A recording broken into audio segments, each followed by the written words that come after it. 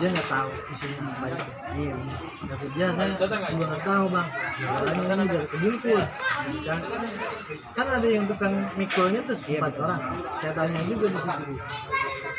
Ini udah selama beberapa hari udah kita kerjain dan kita pikul ini beratnya sama apa enggak? Sama semua gitu.